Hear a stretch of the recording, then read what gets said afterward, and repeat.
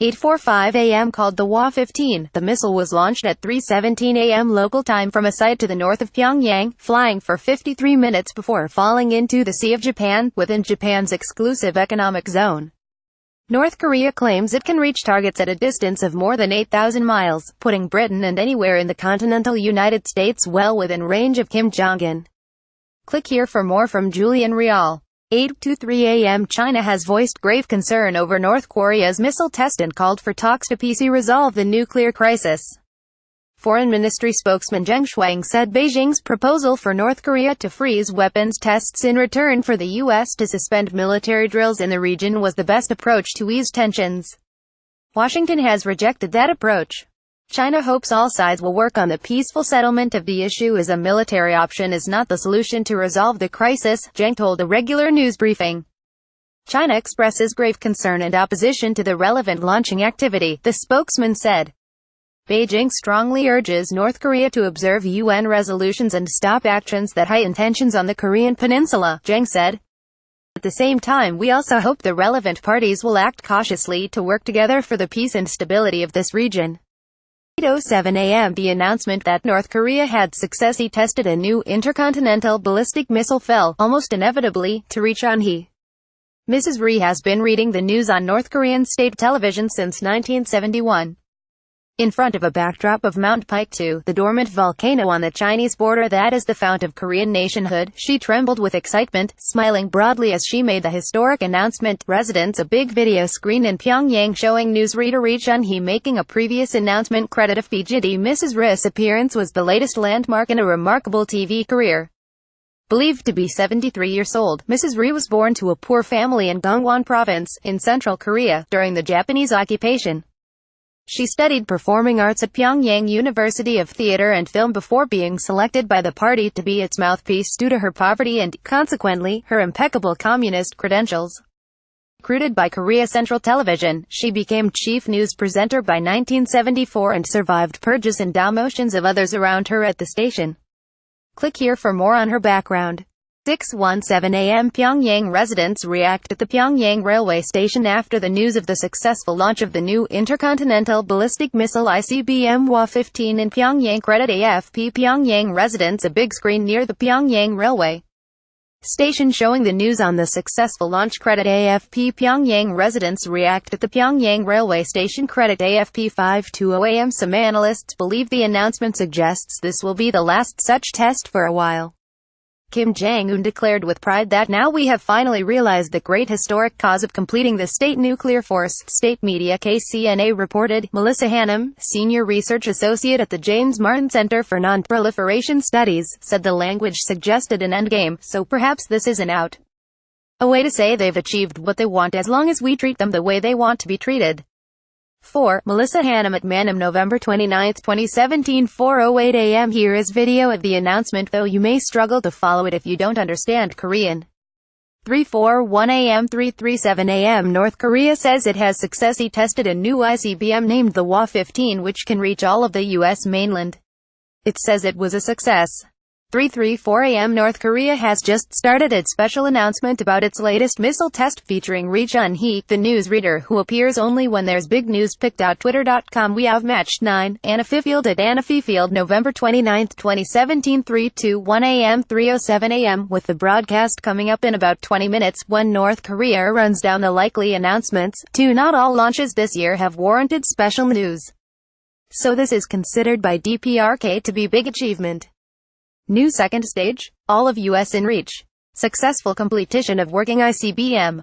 Something like that. Martin Williams at Martin_Williams November 29, 2017 2:37 a.m. While the launch of the long-range missile has made headlines around the world, it seems North Koreans are blissfully unaware.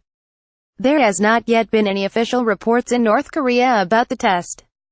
At 10 a.m., state radio was reportedly leading its news with the formation of a committee for remembering former leader Kim Jong-il in Bangladesh. State TV had scheduled an announcement for 3 p.m. local time, but that seems to have been brought forward to noon, which is 3:30 a.m. UK time. Korean Central TV looks like it will begin broadcasts at noon local time, 3 hours earlier than scheduled. That means the likely release of news and images at noon on TV and probably radio, KCNA in about 1 hour. pic.twitter.com Skype Martin Williams at Martin_Williams November 29, 2017 1:51 a.m. After North Korea missile launch, it's more important than ever to fund our GOVT military. Dems should NT hold troop funding hostage for amnesty illegal immigration. Iran on stopping illegal immigration and one big. They can't now threaten a shutdown to get their demands. Donald J. Trump at Real Donald Trump November 29, 2017 As America's parties fight over a Republican tax plan, a new battle opened on another front as Democratic congressional leaders Chuck Schumer and Nancy Pelosi skipped a White House meeting with Trump to discuss spending, immigration and other issues. Lawmakers must renew government funding before it expires on December 8 or risk a shutdown. Democrats hope to use their leverage on the budget issue to renew protections for young immigrants who entered the country illegally as children. 1:32 a.m. South Korea's Joint Chiefs of Staff said they presume North Korea fired a Hwa-14 long-range ballistic missile on Wednesday, the South's Yonhap news agency reported. A military spokesman told Reuters he could not confirm the report. If confirmed, the test would be a repeat of the intercontinental ballistic missile launch in July. Here's a handy graphic depicting a Hwa-14. 1:09 a.m. 12:50 a.m. President Donald Trump has spoken with South Korean President Moon Jae-in to discuss the country's response to North Korea's latest missile launch. The White House says both leaders underscored the grave threat that North Korea's latest provocation poses not only to U.S. and South Korea, but to the entire world. The two presidents also reaffirmed their strong condemnation of North Korea's reckless campaign to advance its nuclear and ballistic missile programs, noting that these weapons only serve to undermine North Korea's security and deepen its diplomatic and economic isolation. 1:26 a.m. Japanese Defense Minister Itsunori Onodera said it was judged that the missile was ICBM class given its lofted trajectory. The U.S.-based Union of Concerned Scientists said if these numbers are correct, then if flown on a standard trajectory rather than this lofted trajectory, this missile would have a range of more than 13,000 kilometers 8,100 miles. Such a missile would have more than enough range to reach Washington, D.C., and in fact, any part of the continental United States. However, it was unclear how heavy a payload the missile was carrying, and it was uncertain if it could carry a large nuclear warhead that far, the non-profit science advocacy group added. 1:53 p.m. U.S. President Donald Trump and Japanese Prime Minister Shinzo Abe warned North Korea is putting its own security at risk with a provocative new missile test, according to a White House account of a crisis call between the pair. The two leaders agreed that the North Korean regime's provocative actions are undermining its security and further isolating it from the international community. The leaders reaffirmed their commitment to combat the North Korean threat. 9:37 p.m. Japan's Prime Minister Shinzo Abe has called for an emergency UN Security Council meeting. Mr. Abe called the test a violent act that can never be tolerated and added, "We will never yield to any provocative act. We will maximize our pressure." 9:23 p.m. The Defense Secretary said that the ICBM was shot higher frankly than any previous shots NK has taken. He said that North Korea's continued effort to develop weapons endangers world peace, regional peace and certainly United States. 8:56 p.m. Discussing the provocation, Mr. Trump said it is a situation that we will handle. We will take care of it. 8:19 p.m. The Pentagon said in its initial assessment that the missile was an intercontinental ballistic missile ICBM launched from Saini in North Korea and traveled about 1,000 kilometers before splashing down in the Sea of Japan.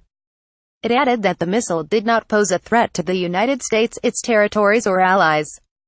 The U.S. administration has previously said it will not tolerate the North's testing or deployment of an intercontinental ballistic missile capable of carrying a nuclear warhead to U.S. cities.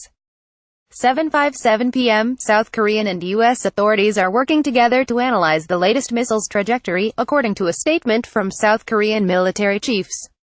North Korea is thought to be focusing efforts on building long-range missiles with the potential of reaching the mainland continental U.S. Officials in Pyongyang said the first of the long-range missiles it tested in July could hit any part of the world, but the U.S. military called it an intermediate-range missile instead. Its last nuclear test reportedly involved a miniaturized hydrogen bomb that could be loaded onto a long-range missile. 7:48 p.m. U.S. President Donald Trump was briefed on North Korea's ballistic missile test while it was still in the air, the White House said. Mr. Trump was visiting Congress at the time of the launch, according to Press Secretary Sarah Sanders, but has since returned to the White House.